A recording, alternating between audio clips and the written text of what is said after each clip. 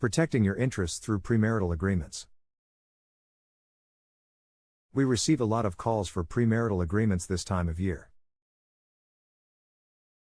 One repeated issue we face is the lack of time from the call to the wedding date. Ideally, a premarital agreement should be drafted at least 3 to 4 months prior to the wedding date. The process of preparing a valid and enforceable premarital agreement requires a significant amount of time.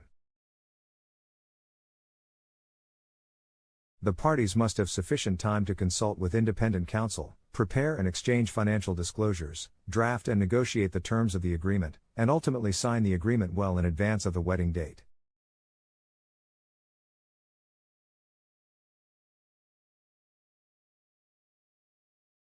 Moreover, it is best to avoid the stress of negotiating the premarital agreement too close to the wedding date. If you are considering entering into a premarital agreement, read on to learn more and please contact us sooner rather than later. Why seek a premarital agreement? A premarital agreement, also known as a prenuptial or antenuptial agreement, is a legally binding contract between two individuals that are planning to get married.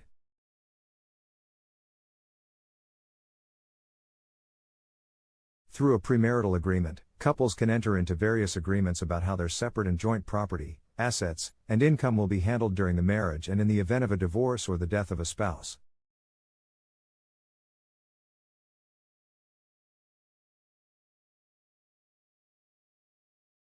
Couples seek a premarital agreement for a variety of reasons, including 1. They have children from prior relationships and want to safeguard their assets for their children in case of a divorce. 2. One person may have significantly more assets than the other person and may want to protect those assets in case of a divorce. 3. One or both of them may have gone through a previous divorce and may wish to avoid the emotional and financial expense of litigating another divorce. 4. One or both of them may stand to inherit significant assets from parents or relatives and may want to protect the inheritance in case of a divorce. Contents of premarital agreements.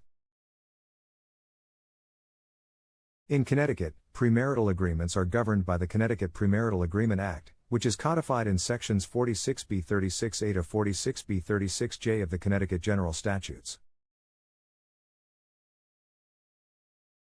This law applies to all premarital agreements executed on or after October 1, 1995. Under the Connecticut Premarital Agreement Act, the parties to a premarital agreement may contract with respect to the following. 1. The rights and obligations of each of the parties in any of the property of either or both of them whenever and wherever acquired or located. 2. The right to buy, sell, use, transfer, exchange, abandon, lease, consume, expend, assign, create a security interest in, mortgage, encumber, dispose of, or otherwise manage and control property. 3. The disposition of property upon separation, marital dissolution, death, or the occurrence or non-occurrence of any other event. 4. The modification or elimination of spousal support. 5. The making of a will, trust, or other arrangements to carry out the provisions of the agreement. 6. The ownership rights in and disposition of the death benefit from a life insurance policy.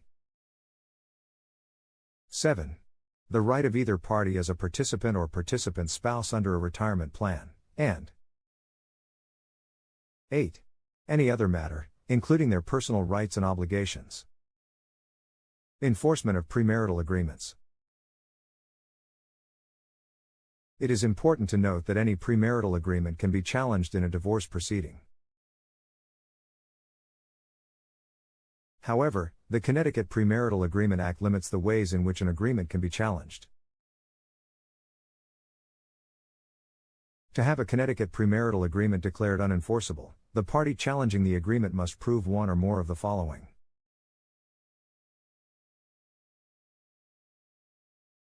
1. The agreement was not entered into voluntarily or was entered into under duress or coercion.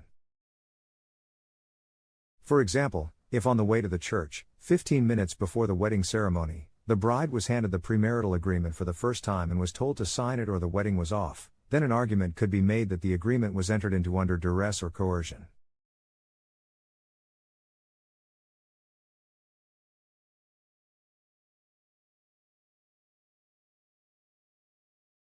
Since the facts are rarely this clear, courts must often struggle to make these determinations.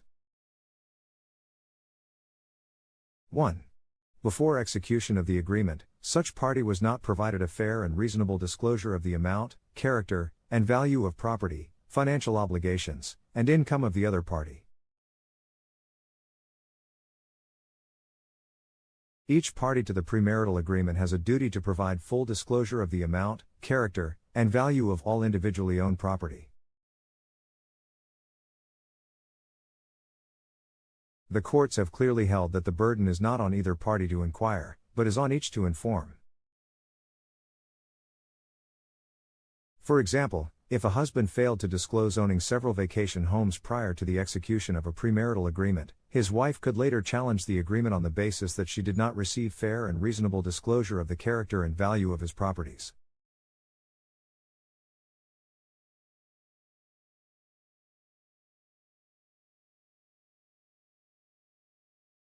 The husband cannot claim that his wife should have inquired about his vacation homes, because it was his duty to disclose that information.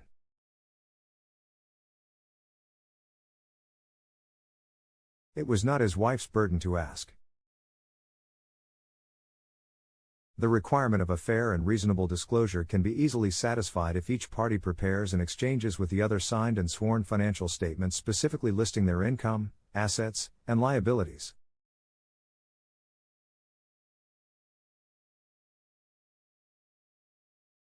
This should be done sufficiently in advance of the signing of the premarital agreement so each party has a reasonable opportunity to ask questions about the financial statements and an opportunity to receive and review any confirming documentation.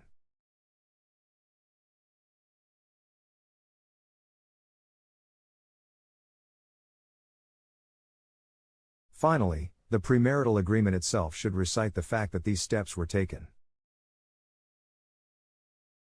1. Such party was not afforded a reasonable opportunity to consult with independent counsel.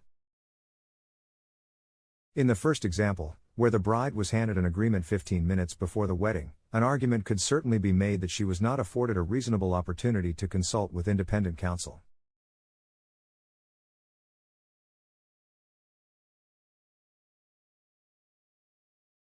While the Connecticut Premarital Agreement Act does not require that each party be represented by independent counsel, each party nevertheless must be given a reasonable opportunity to consult with independent counsel in order to ensure that he or she is aware of his or her rights.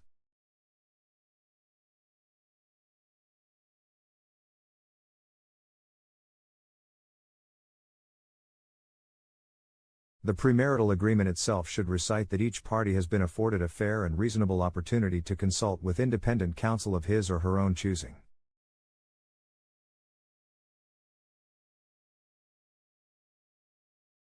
(1) The agreement was unconscionable when it was executed or when enforcement is sought. The classic definition of an unconscionable contract is one which no man in his senses, not under delusion, would make, on the one hand, and which no fair and honest man would accept, on the other. In layman's terms, this means that a premarital agreement is unlikely to be enforced if the application of its provisions would result in one party suffering a great injustice in the eyes of the court.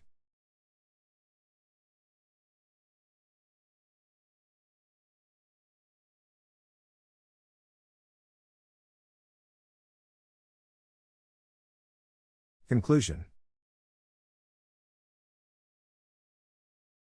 Premarital agreements can offer many benefits, but it is essential for couples to ensure that these agreements are drafted properly. If you would like to create a clear, valid, and binding premarital agreement, it is important to speak with an experienced Connecticut family law attorney.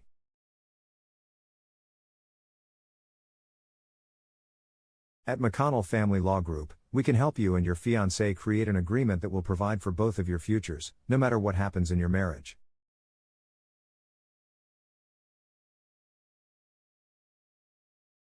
To learn more about premarital agreements or to schedule an appointment with our office, contact us today at 203-541-5520 or by visiting www.mcconnellfamilylaw.com. Find peace through strength.